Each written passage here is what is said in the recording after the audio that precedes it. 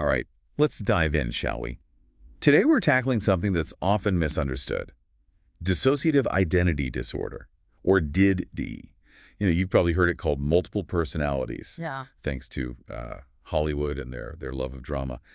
But we're going to get past those surface-level portrayals. It really does get oversimplified. It does. We're going to use this WebMD article on DID to guide us and really try to understand the science and the real-life experiences of people with DID. So think about it. Yeah. Like, what if different parts of you held different memories, different emotions, even different identities? It's a great way to frame it because at its core, DD is a dissociative disorder, meaning there's a disruption in how a person experiences their thoughts, memories, feelings, actions, even their sense of self. So it's not just like, forgetting where you put your keys. No. This is a much deeper disconnect. Exactly. And it's not a choice. This disconnect is a coping mechanism developed in response to usually severe trauma, especially during childhood. So it's almost like the mind is creating these separate compartments Right. to protect itself from being overwhelmed. Right. Okay, that makes sense. But I have so many questions. We hear about alters in Jaiji. Are those really separate personalities living inside one person? That's where things get tricky and misconceptions start to pop up. It's not that simple. It's not having multiple, totally separate personalities. It's more accurate to think of alters as different aspects of the self, but they've become fragmented. Oh, so like different parts of yourself holding different pieces of a puzzle. Precisely. And sometimes there's a host personality. They might not even be aware of these other parts. Imagine waking up somewhere you don't recognize. Finding clothes in your closet you'd never wear, having people react to you in ways that don't make sense. That can be a glimpse into the experience of someone with DIG. Wow, that must be so disorienting. And this WebMD article, it lists all these different symptoms. Some of them are pretty surprising. Oh, yeah. It's not just that stereotypical image of like a dramatic switch between personalities, is it? Absolutely not. One symptom that's particularly striking is amnesia. And we're not talking about forgetting an appointment here. We're talking about whole chunks of time just gone. Like literally missing pieces of your life. Exactly. Imagine looking back on your life and finding these gaps where memories should be. Wow. It can be incredibly distressing. Then you have depersonalization and derealization. Really unsettling stuff. Depersonalization is this feeling of being detached from your own body, like you're watching yourself from outside. Oh, wow. And derealization is the sense that the world around you isn't real, like you're living in a dream. I can't even imagine. It's very disorienting. And then there's identity confusion. We all go through periods of figuring out who we are, right? But with DD, this can be amplified. Oh, I bet. They might struggle to define their core values, their beliefs, even their sexual orientation, because different parts of them hold different experiences, different perspectives. It's like their sense of self is in constant flux. Exactly. And it's important to note that DD often occurs alongside other mental health conditions, depression, anxiety, even PTSD. Given the level of trauma often associated with DD, it's not surprising that these individuals face multiple challenges. Right. So let's get into the causes of DID then. Yeah. WebMD really points to severe childhood trauma as that primary factor. Right. When we talk about trauma, we're talking about extreme and repeated abuse, physical, sexual, or emotional. But it's not always so straightforward. Neglect, unpredictable environments, these can play a role too.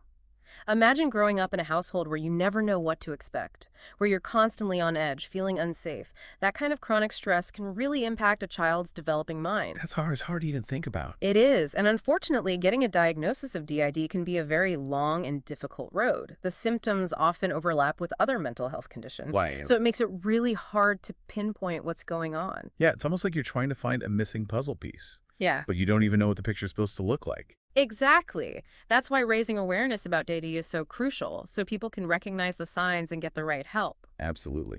So speaking of help, what does treatment for DID look like?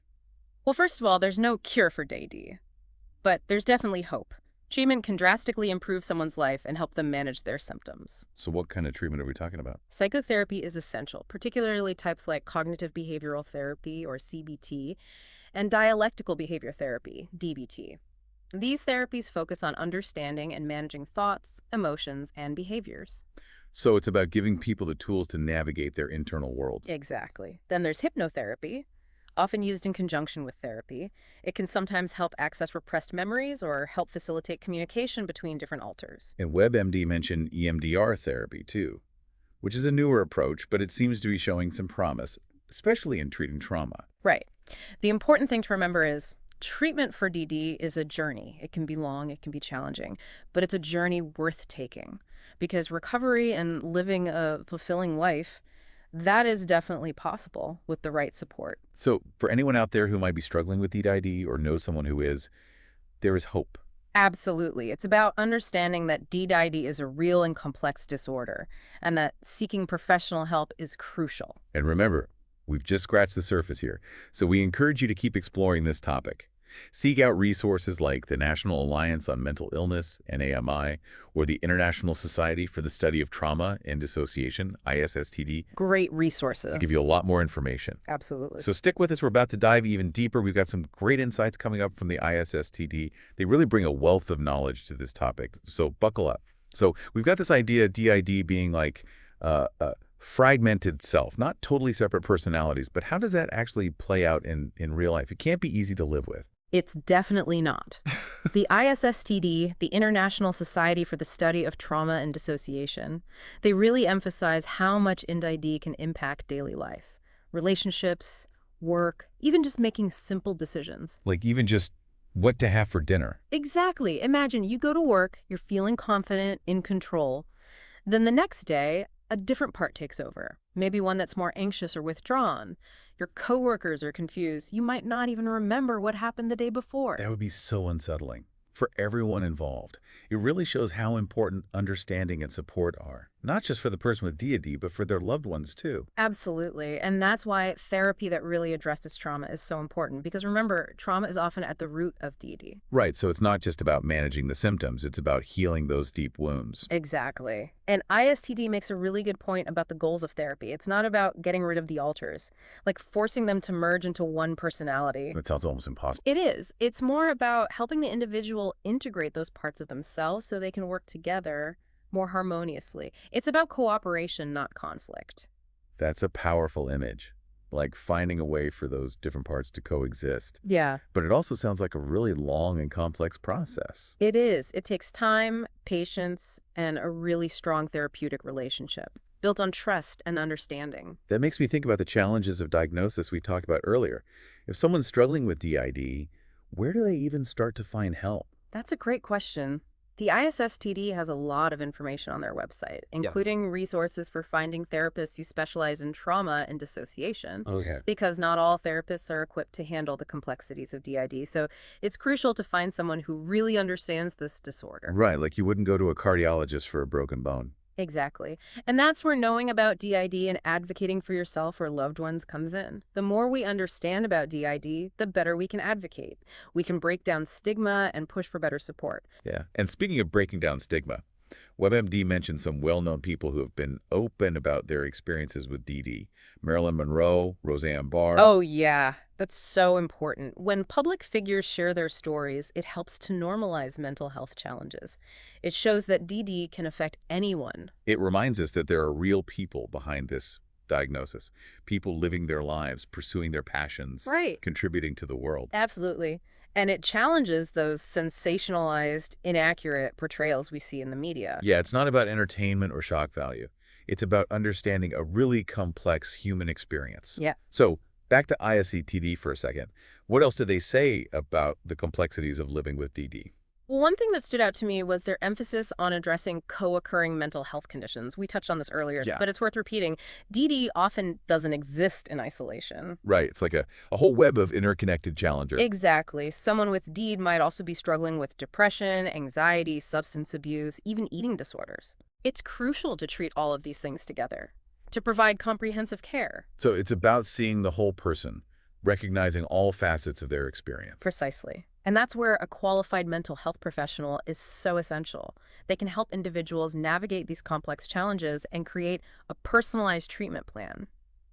So we've talked about the individual's journey, but what about their family and loved ones? The ISFTD actually dedicates a lot of attention to this, and rightfully so. DD can significantly impact relationships and family dynamics. So involving loved ones in the treatment process can be really beneficial. I bet. It's about creating that supportive environment. where everyone feels understood. Exactly. It's about fostering good communication, setting boundaries, learning how to navigate the unique challenges that DD can bring to a family. It's like learning a new dance together, Yeah, figuring out the steps, finding a rhythm. I like that analogy. And while we're on the topic of challenges, it's important to acknowledge that treating a DD isn't always easy. Yeah, I can imagine it's a bit of a roller coaster. It can be. WebMD mentioned that therapy can be painful and difficult at times, especially when you're dealing with past trauma. But ISTD also emphasizes that it's a journey worth taking. It's about facing those difficult emotions and memories in a safe and supportive space, yeah, with the goal of creating a better future. Exactly. And it's about empowering people with DD to take an active role in their own healing. So it's not just about passively receiving treatment, it's about actively engaging in that journey. Absolutely. And ISTD gives some practical advice for people with DD, like keeping a journal, practicing relaxation techniques, seeking support from friends and family. Those are great tips, like building a toolkit for navigating life with DD. Exactly. And remember, DD can be incredibly challenging, but it's not a life sentence. With the right support and treatment, people with DD can lead fulfilling and meaningful lives. That's a great point to end on. It's about having compassion for yourself, building resilience, recognizing the strength and potential that exists within every person, no matter their diagnosis. Absolutely. It's about continuing to learn, challenge our assumptions, and advocate for a world that's more understanding and supportive of mental health. So we've talked about how complex DID is, how it impacts people's lives, Yeah. but I'm curious about something. Yeah, what's that? Both WebMD and the ISSTD, they talk about recovery being possible. But what does that really look like for someone with DID? That's a great question. And it's important to remember that recovery, it's not a one-size-fits-all thing. So it's not like you just flip a switch and everything's suddenly different. Exactly. For some people, it might involve integrating those different alters into a more unified sense of self. So like those parts learning to work together as a team. Yeah, that's a good way to think about it. For others, recovery might be more about managing symptoms, like learning to cope with amnesia or reducing the impact of switching.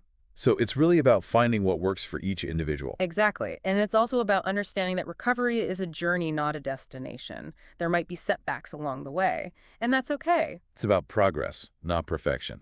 Absolutely. And the ISTD, they really stress the importance of self-compassion during recovery. Because it can be easy to get discouraged, right? Mhm. Especially with something as complex as a DA. It definitely can. But even those small steps, they make a difference. They do. And sometimes those small steps might even mean redefining what recovery means. Yeah, that's a really good point. For some people with DAD, recovery might not be about completely integrating or getting rid of alters. So it's not about erasing those parts of themselves. Exactly. It might be about accepting those parts, finding ways for them to coexist peacefully, and maybe even contribute to a richer life. Like creating a diverse community within themselves. I like that, yeah. It's about recognizing that each alter, they have their own experiences, their own perspectives, and those differences can be a source of strength. So it's kind of like shifting from seeing DD as a burden to seeing it as a unique part of who you are. Exactly. And that shift in perspective, it can be so empowering. You're like reframing the whole narrative from one of struggle and fragmentation to one of resilience and adaptability. Exactly. That's definitely something to celebrate. It is. So to our listener, thanks for joining us on this deep dive into DD. We hope you've come away with a better understanding of this complex and often misunderstood disorder. We've covered a lot of ground. The science, the symptoms, the causes, treatment options, But even more than that, we've tried to show you what it's like to live with DD. the challenges, the successes, the resilience. If this has made you curious, keep exploring. Yeah, absolutely. Check out those resources we mentioned, do some research, and most importantly, keep talking about it. Let's challenge the stigma around DD. Promote understanding, create a world where everyone feels safe to seek help and to embrace who they are. Until next time, keep diving deep.